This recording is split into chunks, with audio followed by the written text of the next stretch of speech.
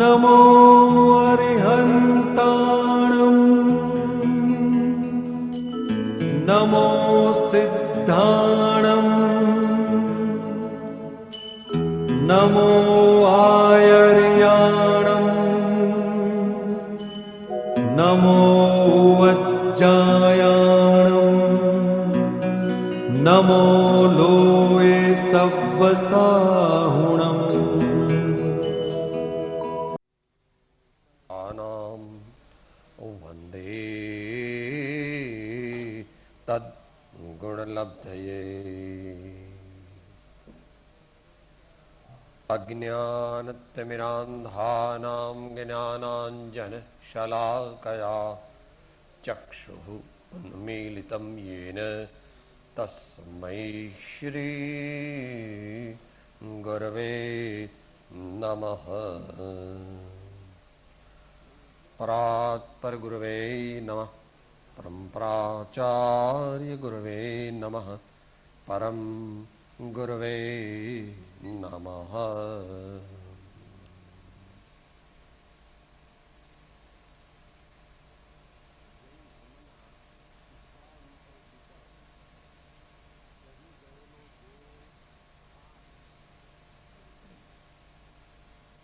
આજનો દિવસ એટલે શ્રાવણ માસની પૂર્ણિમા,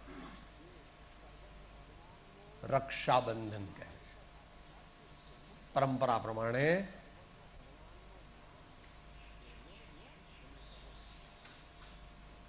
બહેન ભાઈને રાખડી બાંધે.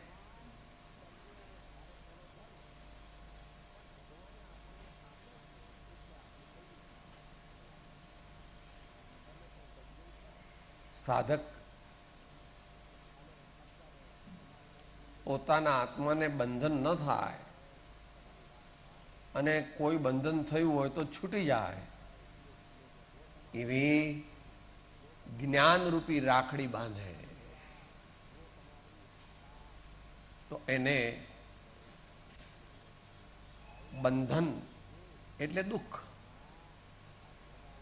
બંધન એટલે પરાધીનતા, બંધન એટલે પરિભ્રમણ, બંધન એટલે વિષમતા, બંધન એટલે પિંજરામાં પૂરી દેવામાં આવે તે.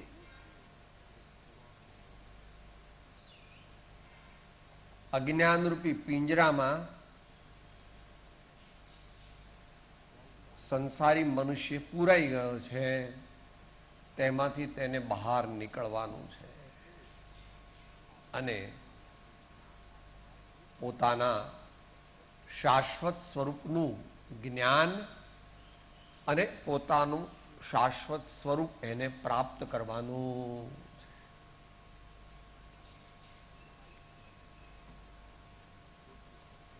પ્રોસિજર લાંબુ છે, વિધિ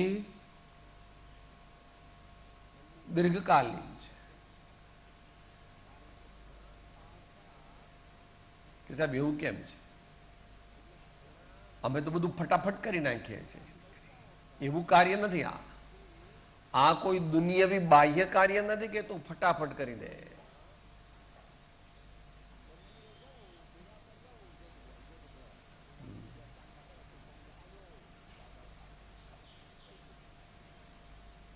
દ્રષ્ટાંત ભલે એવું આપવામાં આવે, સમજાવવા માટે જ્ઞાનનું મહાત્મ્ય બતાવવા માટે એવું દ્રષ્ટાંત આપવામાં આવે શાસ્ત્રમાં કે ભાઈ ઘણા વર્ષનું અંધારું હોય ત્યાં દીવો કરીએ તો પ્રકાશ થતા કેટલી વાર થાય? તો દીવો કરીએ એટલે હજારો વર્ષનું અંધારું હોય તો જતું રહે. તો એ સાપેક્ષ કથન સમજવું, એ સાપેક્ષ કથન સમજવું. જો એને એકાંતે લે તો એને મોક્ષ માર્ગની પ્રાપ્તિ થાય નહીં, કારણ કે એકલા જ્ઞાનથી માર્ગની પ્રાપ્તિ નથી. એકલા જ્ઞાનરૂપી પ્રકાશથી મોક્ષ માર્ગની પ્રાપ્તિ નથી. જો કે મોક્ષ માર્ગની પ્રાપ્તિનું મુખ્ય કારણ તે સાચું જ્ઞાન છે. વાત બરાબર. પણ સાચું જ્ઞાન ને સાચું જ્ઞાન પ્રાપ્ત કરવું તે એ વિષય આપણે અત્યારે યોગાનુયોગે ચાલે છે કે સમ્યક જ્ઞાન, સાચું જ્ઞાન. તો જેમ શરીર છે, આ શરીર તો શરીરના જુદા જુદા અંગ છે. એક માથું છે, એક ડોક છે, છાતી છે, પેટ છે, કમર છે, હાથ છે, પગ છે. આ બધું મળીને જ્ઞાન એ એક શરીર થાય છે. તો જ્ઞાનના પણ અંગ છે. આપણા આત્મામાં સાચું જ્ઞાન પ્રગટાવવું હોય તો નીચે પ્રમાણે ના બધા અંગોનું આરાધન, આસેવન, ઉપાસના કરવી એમ શ્રી ગુરુ કહે છે. પહેલું ગ્રંથ શુદ્ધિ. શાસ્ત્રના વાક્યોને શુદ્ધ ભણવા. જ્યાં સુધી શુદ્ધ નહીં ભણાય ત્યાં સુધી તેનો અર્થ ભાસશે નહીં. એટલે શબ્દ શુદ્ધિની વાત કરે છે. શબ્દ શુદ્ધિની વાત કરે છે. ભલે એ વિષય વ્યાકરણ આવે છે, ભાષાનો છે, પણ એ પણ જ્ઞાનનું અંગ છે. એ પણ જ્ઞાનનું અંગ છે. માટે સૌથી મહાન પુરુષો કોણ? તો કે સૂત્રકાર ભગવાન. સૌથી આ દુનિયામાં મહાન કોણ? કે સૂત્રકાર ભગવાન. કે સાહેબ કેમ એમને મહાન કહો છો? કહો, એનું લોજિક આપો, સમજાવો. તો કે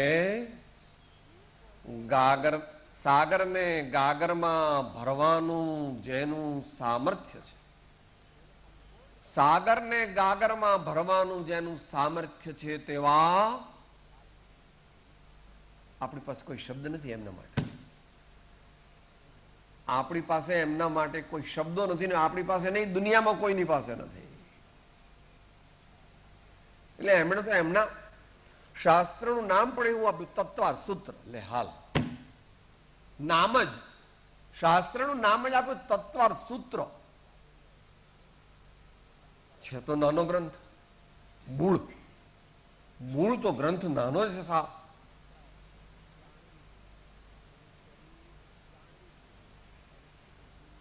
મહાવીર ભગવાનનું, સર્વજ્ઞ પ્રભુનું સર્વોપયોગી સર્વ જ્ઞાન એટલામાં સમાવી દીધું ભગવાને. કેવા કેવા સૂત્ર!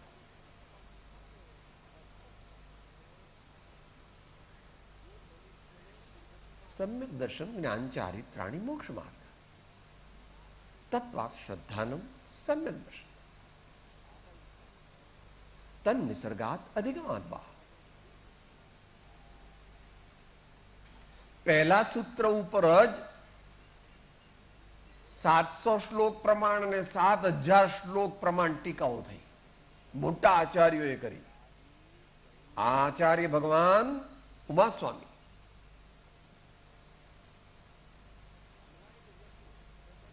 એના પર અષ્ટશતી અને અષ્ટસહસ્ત્રી નામની ટીકાઓ આચાર્યોએ લખી. એ પરથી આપણો કહેવાનો મતલબ શું છે કે આવા મહાપુરુષો કેવા છે એ જો આપણે જાણીએ તો આપણા છક્કા છૂટી જાય ને આપણને જે અંદરમાં એવું છે કે સાહેબ હું કેવો છું ખબર છે તમને. અને કોઈનું જ્ઞાનનું અભિમાન છે, કોઈને પૈસાનું અભિમાન, કોઈનું રૂપનું અભિમાન છે, કોઈને કુળનું અભિમાન છે, કોઈને બીજાનું અભિમાન છે. જ્યારે ભગવાન પાસે, મહાન આચાર્ય પાસે જાય ત્યારે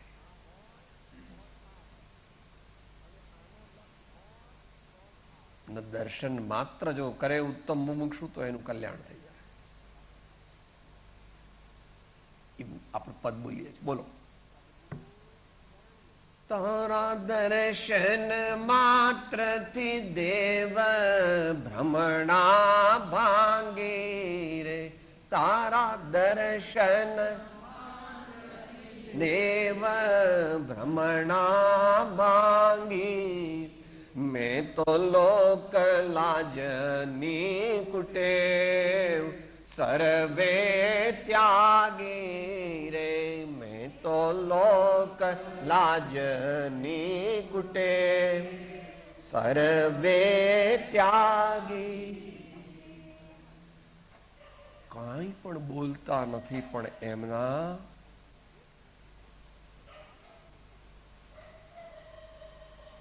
એમની મુદ્રામાંથી, એમના ચહેરામાંથી, એમની અર્ધ ઉન્મિલિત નેત્ર જ્યોતિમાંથી જે પ્રેમ અને જ્ઞાન અને આનંદનો પ્રવાહ નીકળે છે તે મુમુક્ષુના હૃદયને આર પાર નીકળી જાય છે.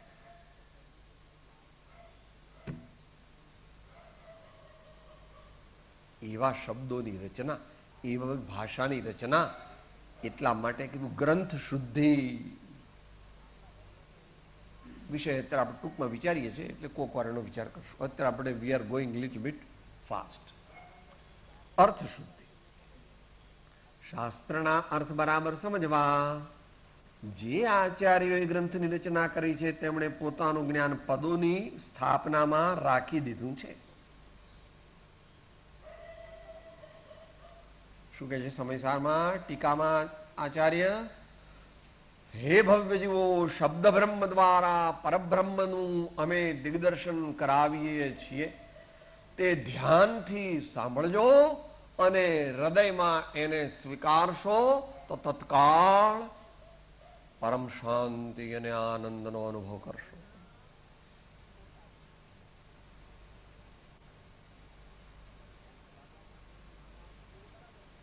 આપણે આપણી જાતને રિસેપ્ટિવ બનાવવાની છે. આપણે આપણી જાતને સાચી ગ્રાહક બનાવવાની. ભગવાનની દિવ્ય વાણી એમના દિવ્ય અનુભવનું શબ્દ સ્વરૂપ છે.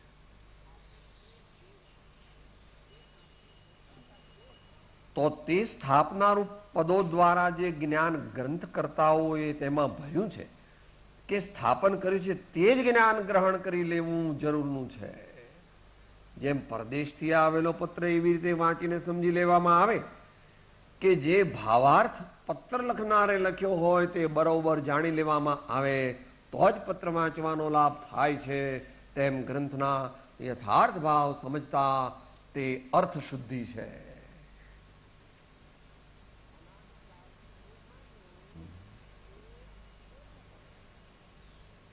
ગ્રંથ કરતા ભગવાને જે શબ્દો નો જે અર્થ અભિપ્રેત કર્યો હોય, એટલે ઇન્ટેન્શન એમને એમના અંતરની અંદર જે શબ્દનો અર્થ હતો એ પ્રમાણે આપણે અર્થ સમજવાનો પ્રયત્ન કરવો. તે વખતે આપણું ડાપણ વચ્ચે ન લાવવું. આપણે ડખો, આપણા અજ્ઞાનનો ડખો અંદર નાખીએ છીએ, એ ન નાખવો.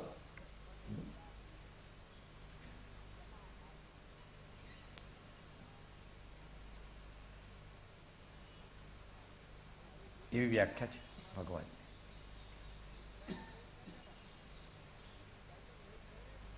येन येन प्रकारेण जीवादि पदार्थाः व्यवस्थिताः तेन तेन प्रकारेण तेषाम् अवगमः सम्यक् ज्ञानम्.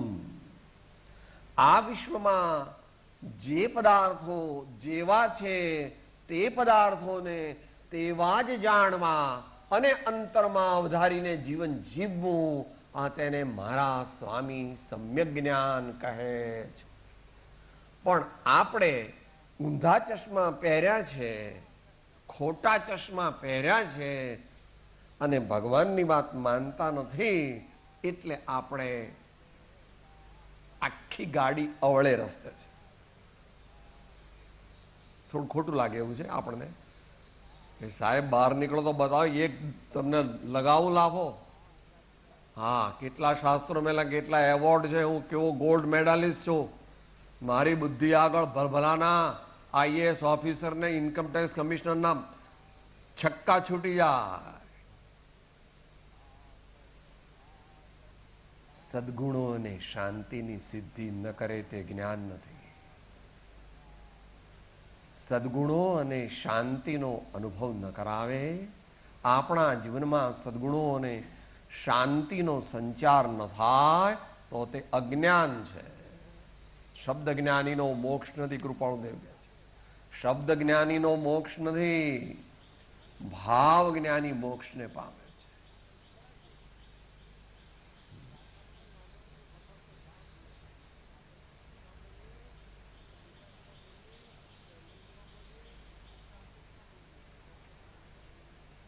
અનંત કાળથી આથડ્યો વિના ભાન ભગવાન, સેવ્યા નહીં ગુરુ સંતને મૂક્યું નહીં અભિમાન. એ અભિમાનથી ભ્રાંતિ થયેલી છે. એમ વેદાંતની પરિભાષામાં કહે છે. મહાવીર ભગવાન એને ઉલટાવે છે. ભ્રાંતિથી અભિમાન ઉત્પન્ન થાય છે. Both are reciprocally true. કારણ કે કૃપાળુદેવ વેદાંત પદ્ધતિથી 6 પદપત્રમાં એવો શબ્દ વાપર્યા છે. શું વાપર્યા? બોલો ભાઈ.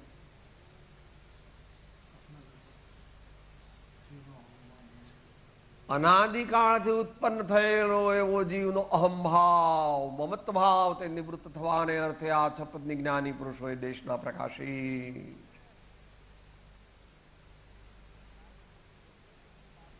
ક્ષણે ક્ષણે જીવ અજ્ઞાનને પોષે છે.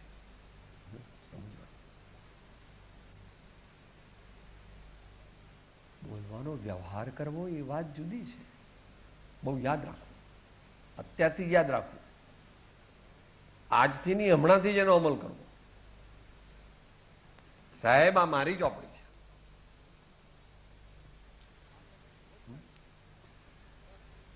આ મારું ટેબલ છે. આ મારો દીકરો આવ્યો. આ મારી સાડી છે. પછી એનાથી આગળ સમજી લેવું, આ મારી મૂછો છે.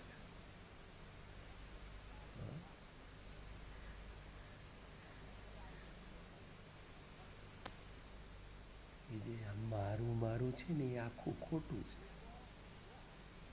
તલભર તારું નથી, તલભાર તારું નથી. કારણ કે આજ આ તો દૂરનું છે, દરરોજ બદલીએ છે. આજ આપણું નથી, બદલાઈ ગયું. કેટલું બદલાઈ ગયું ને હજુ બદલાશે ને પછી રખ્યા. જ્યાં જ્યાં તું કહે છે કે આ મારું છે તો તે ખોટું છે.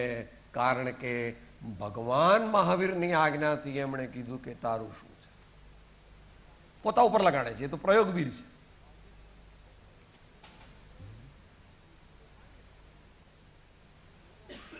હું એક શુદ્ધ સદારૂપી જ્ઞાન દર્શનમય ખરે, કઈ અન્ય તે પરમાણુ માત્ર જરી નથી મારું ખરે.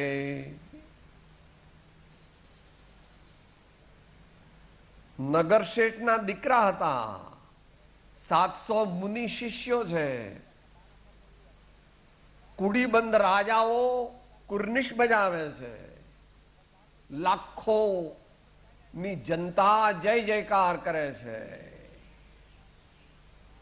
7 ફૂટનું શરીર જોવે તો રૂપનો માર, અસ્નાન વ્રત હોવા છતાં પણ એ કહે છે કઈ અન્ય તે મારું જરે પરમાણુ માત્ર નથી ખરે.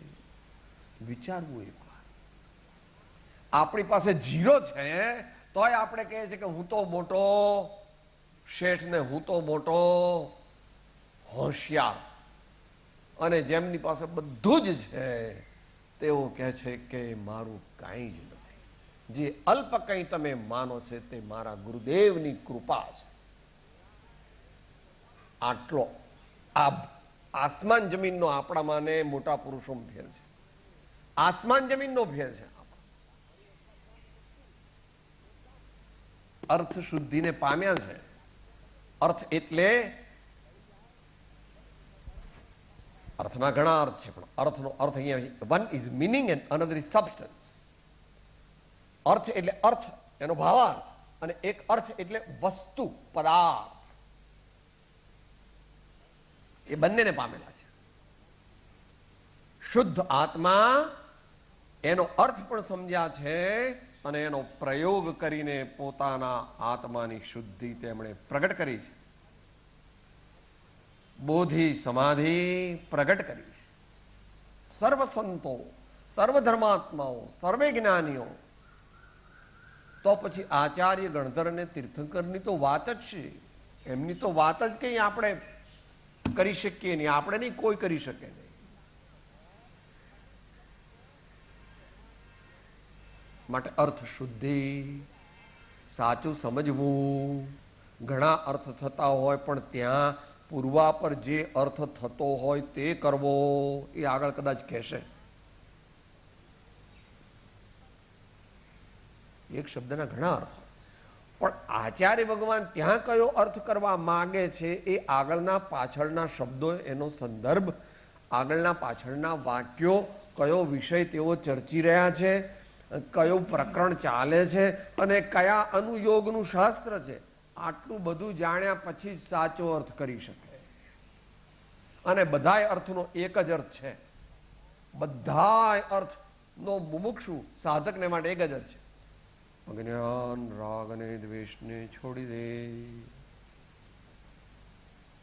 અજ્ઞાન રાગ અને દ્વેષને છોડી દે એટલે સમતા ભાવમાં આવી જા, આત્મભાવમાં આવી જા.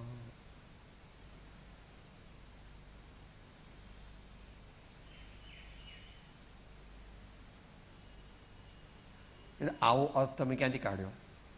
કે શ્રી પ્રવચન સારમાં ત્રીજા અધ્યયનમાં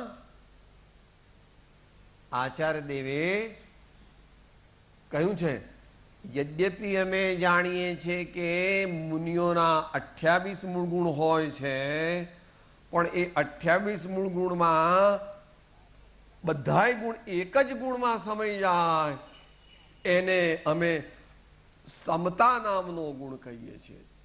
જો એ સમતા ગુણ ખરેખર આવી જાય તો પેલા 28 આવી ગયા. હાથીના પગલામાં બધાના પગલા આવી જાય, એમ જેનામાં સાચી સમતા આવી જાય તો તેને બધા શાસ્ત્રો આવડી ગયા, બધું તપ કરી લીધું, બધા નિયમ વ્રત પાળી લીધા અને બધા શાસ્ત્રો એને જાણી લીધા. અને એની ચરમ સીમા તે ભગવાન છે, એની ચરમ સીમા છે. પણ એ તો પરમાત્મા છે. આપણે તો અત્યારે સાધકની વાત કરીએ છીએ. એ તો પરમાત્મા છે, આપણે તો અંતરાત્માની વાત કરીએ છીએ. ઉત્તમ મુમુક્ષુ બને જો દયા, શાંતિ, સમતા, ક્ષમા, સત્ય, ત્યાગ વગેરે હોય તો. અને આત્માનો સ્વભાવ જ એવો કહો, સમતા રમતા ઉર્દતા જ્ઞાયકતા સુખભાસ વેદકતા ચૈતન્યતા એ સબ જીવ વિલાસ એ સબ મુજ વિલા. પોતા પર લેવું, કોની વાત ચાલે છે? ભગવાન આખો વખત તારા જ વખાણ કરે છે. તારા એટલે તારા મૂળ સ્વરૂપના, તારા મૂળ સ્વરૂપના. તું એટલો મહાન છું એટલે તું એટલું મહાન તત્વ છું કે તીર્થંકર ભગવાન પર તારા વખાણ કરે છે. પણ તારા એટલે તારી વ્યક્તિના નહીં, અંદરમાં જે તારામાં શક્તિ જે છે, તારામાં જે અંદરમાં પોટેન્શિયાલિટી જે છે, અંદર જે ઇનહેરન્ટ ઇનફાઇનાઇટ પાવર જે છે, એ વ્યક્ત કરવું, એને માટે આ જ્ઞાન છે, એને માટે આ આચરણ છે, એને માટે આ સાધના છે, એના માટે આ જીવન છે. જો સાધના ન કરી, જો જીવન સુધાર્યું નહીં, જો સદગુણો પ્રગટ કર્યા નહીં, તો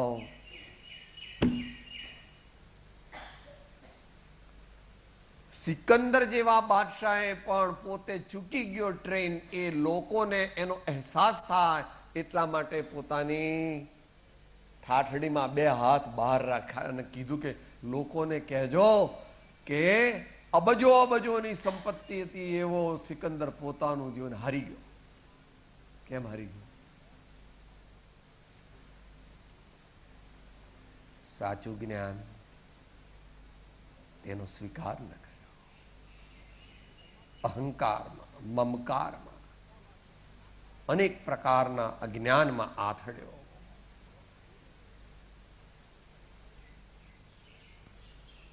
એનો ઉપાય આપણને જ્ઞાની ભગવંતો આજ પર્યંત બતાવે છે. શ્રી આત્મસિદ્ધિ શાસ્ત્રમાં કૃપાળુદેવ કહે છે, ભાઈ આત્મભ્રાંતિ સમર રોગ નહીં, સદગુરુ વૈદ્ય સુજાણ, ગુરુ આજ્ઞા સંપથ્ય નહીં, ઔષધ વિચાર ધ્યાન.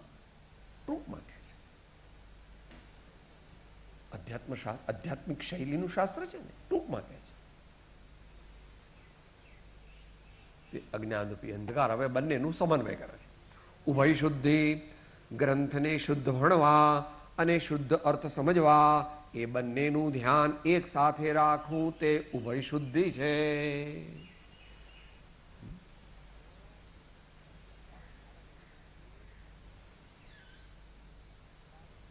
26મી જાન્યુઆરીને દિવસે તમે ઘણીવાર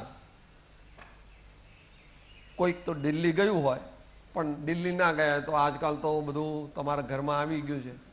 ટીવી ઉપર તમે પરેડ જુઓ છો, તમે કેવી રીતે યુવાનો, જવાનો आगे कुछ करे છે.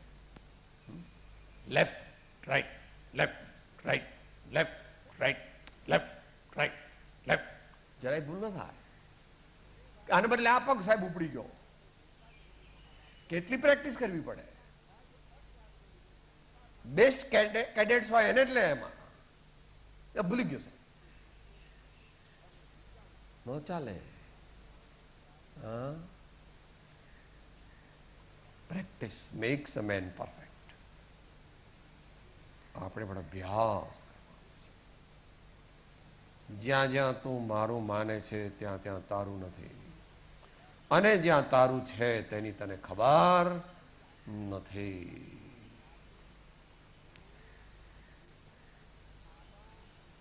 પહેલા તો ચલચિત્રો પણ એવા હતા.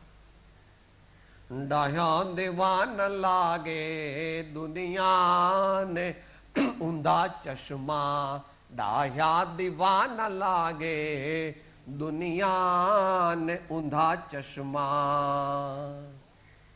જ્યારે જ્યારે આપણે ધર્મ સાચો કરીએ ને એ લોકો કહે, સાહેબ આના જેવું કઈ જોજો, આના રવાડે ચડી ના જતા, હા તમારું ઘર ભાંગી જશે, તમારા પૈસા જતા રહેશે, અને તમારો દીકરો ઝઘડા કરશે, અને આ બધું વેર વિખેર ધર્મ બરમ. આ તો ચક્રમ છે માણસ, અડધો ગાંડા જેવો છે. આ તો બધું આવું બધું તમે જોજો આવા રવાડે, એના રવાડે ચડતા નહીં. આપણી વાત ચાલે છે.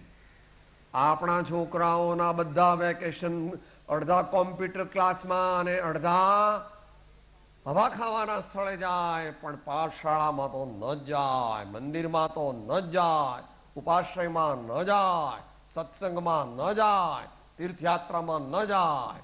એની આપણે બધા કાળજી રાખીએ કે બધે જાય તો વાંધો નહીં, પણ જો મંદિરમાં કે સત્સંગમાં કે સારા ધાર્મિક લાઇબ્રેરીમાં જાય તો કે આપણે નહીં જવાનું, આપણે શું વળે. એ લોકો આઈને લઈ જાય ચેક, આપણે કે આ 12 વર્ષનો થઈને મળ્યા ધર્મ ભરમવું, અને એનથી ઊંધું. હમણાં વાત થઈ રસ્તામાં આવતા, વિનોબા ભાવે બંને દીકરાને કીધું કે તમ તારે બાળ બ્રહ્મચારી રહો, તમને જેમ યોગ્ય લાગે તેમ કરો, કાંઈ વાંધો નથી. મારે દીકરાની હું આવે કે ના આવે એનો કઈ વાંધો નથી, પણ તમારું જીવન મહાન થાય. વિનોબાને બાળકોમાં નેમિનાથ ભગવાનને તો ન માનો, તો પાર્શ્વનાથ ભગવાનને તો ગપ્પા માનો. હા, બીજા બધા કે સાહેબ આ તો બધું તમારું અંધશ્રદ્ધા છે ને, એટલે આવું બધું તમે માનો. આ તો અત્યારની વાત છે. હજુ તો 12 વર્ષ પહેલા જ એમનો દેહ છૂટ્યો છે વિનોબાજી. એમના ભાઈ બાળકોબા તો જીવે છે બંધસ, બાળકોબા જીવે છે બંધસ. લેટેસ્ટ ઇન્ફોર્મેશન થોડા વખત પહેલા તો વાંચેલું એમનું.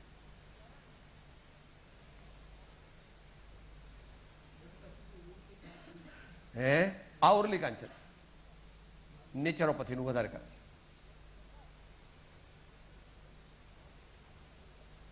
આપણે અંતરથી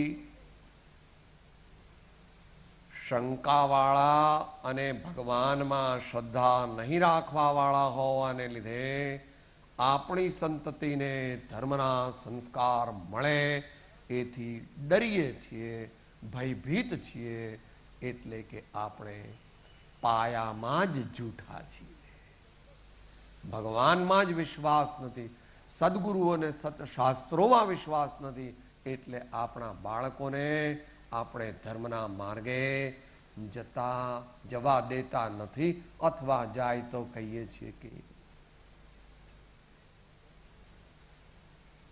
એવું મારો કહેવાનો મતલબ નથી કે અંધશ્રદ્ધા જવા દે. આપણે બધું એને સારી શીખવા, બેટા સમજીને કરજો, વિચારીને કરજો, શાંતિથી કરજો, ધીરજથી કરજો. આપણે કોઈ વસ્તુની ઉતાવળ નથી, આવેશમાં આવીને કંઈ કરવાનું નથી.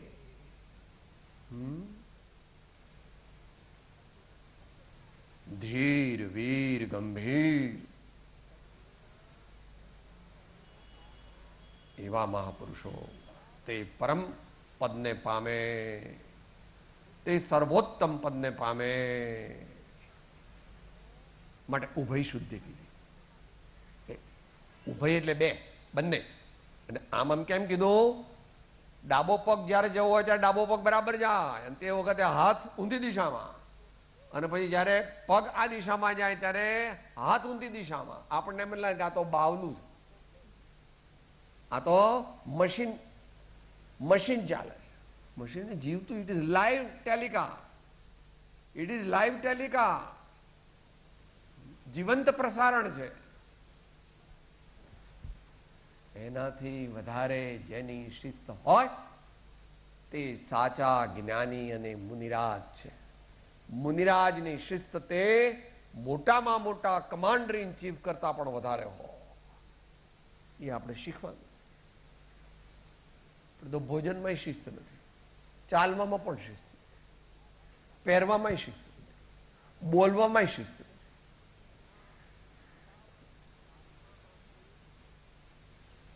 કૃપાળુદેવ કહે છે ક્ષણે ક્ષણે કાર્ય કાર્ય પ્રસંગે પ્રસંગે. એવું કઈ નથી કે સ્વાધ્યાય હોલમાં શાંત બેસવાનું, બહાર તો સાહેબ ગમે ત્યાં ન હાલે. તું બદલાઈ ગયો.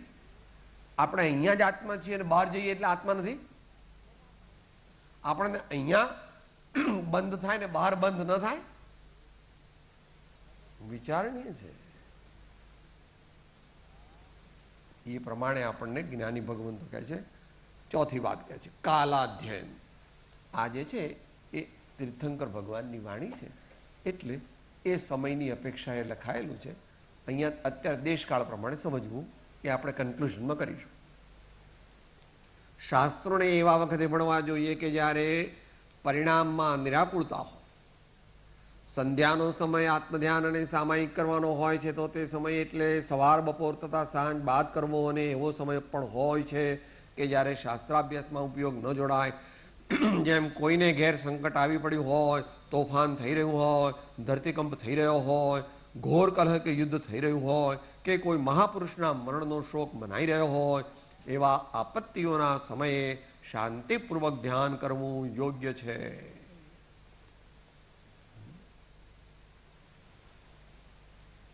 અનેકાંત છે, અનેકાંત છે. જ્યાં જ્યાં જે જે યોગ્ય છે ત્યાં સમજવું તે, ત્યાં ત્યાં તે આચરે. આત્માર્થી જન તે. આત્માર્થી એટલે સાચો સાધક હોય તો. સાચો સાધક તો જ આત્માર્થી કહેવાય, નહીં તો મતાર્થી કહેવાય.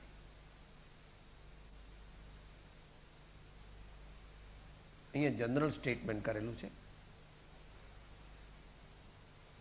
કે ભાઈ ત્રિસંધ્યાનો જે સમય છે 45 minutes, classically 45 minutes before and after the sunrise, the mid-noon and the sunset is supposed to be the time when સ્મરણ, ધ્યાન, મૌન and allied sadhanas should be pursued.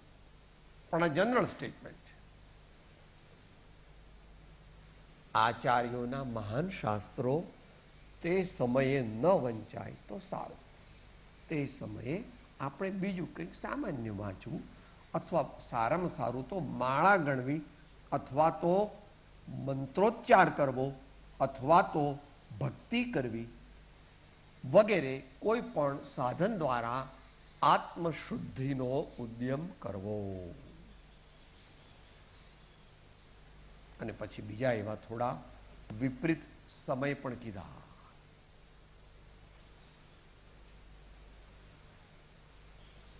એ તો આપણે દરરોજ વાત કરીએ છીએ.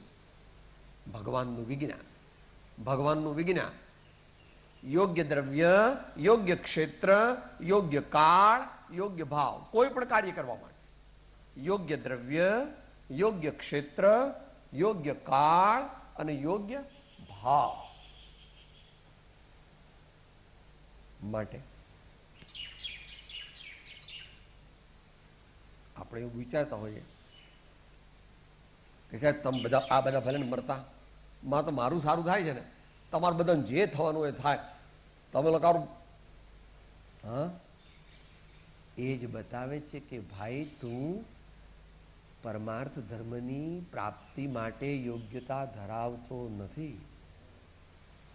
જેનામાં કરુણા, મૈત્રી અને દયાના ભાવ પ્રીરિક્વિઝિટ તરીકે ન હોય, પહેલા જ જેનામાં એવા ભાવ ન હોય એને આત્માનું જ્ઞાન થઈ શકે નહીં. કે છે આવું ક્યાં કીધું છે? બધે કીધું છે. તું આત્મસિદ્ધિથી સાંભળ.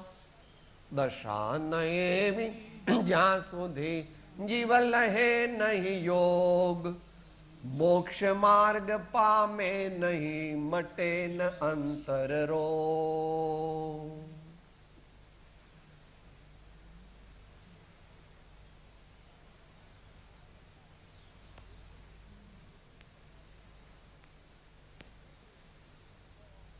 ધર્મ તે વિશ્વની એક સર્વોત્તમ વસ્તુ છે. તે પ્રાપ્ત ઘણા કરી શકે છે, પણ એને માટેનું પરાક્રમ, એના માટેની પ્રબુદ્ધતા, એના માટેના સગુણ સંપન્નતા એ વર્તમાન કાળમાં કોક જગ્યાએ જોવામાં આવે છે. કારણ કે તેમાં carry forward balance of previous lives is also one of the minor requisites.